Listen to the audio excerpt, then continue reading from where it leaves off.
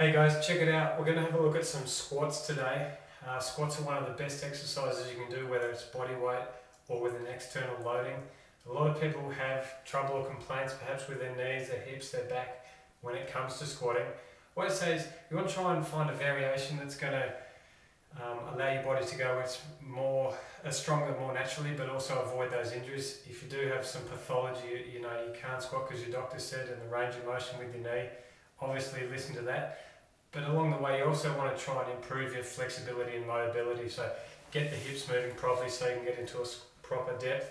You know, ankle mobility is imperative as well.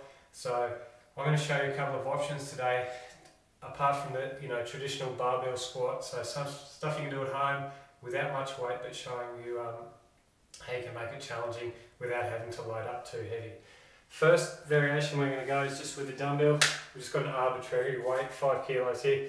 You can do this, I've seen it relatively comfortably done up to about 45 kilos.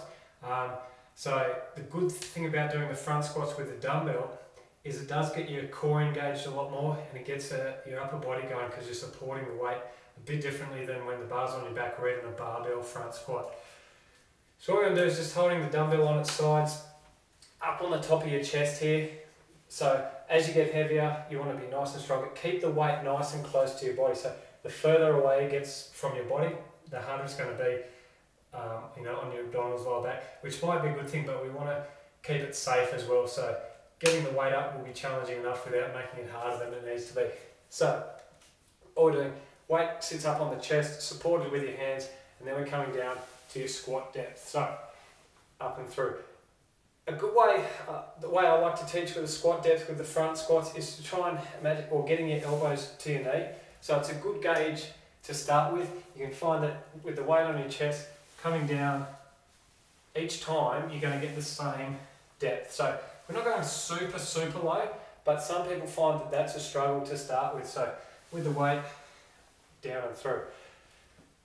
That's 5 kilos. With 5 kilos you want to get a fair amount of repetitions, but if you got 10, 15, 20 kilos, you're going to find that that's going to challenge you fairly quickly. The other option, we've got some the kettlebells here as well. These are some adjustable kettlebells. It doesn't matter which sort of kettlebell you use, but same sort of thing. We're coming in that front position and then squatting down. With these you can go nice and low and then back up and through, down, up and through, just from the side. So nice and strong with the body at the top, strong through the middle, coming down nice and low, driving up with the hips. With the kettlebell, another variation you can go with is just a single arm. So it's going to challenge you rotationally as well, so plenty of work for the midsection. Coming down, up and through. Overhead even, once again starting to get tough here. 2 dumbbells, 1 dumbbell, doesn't matter.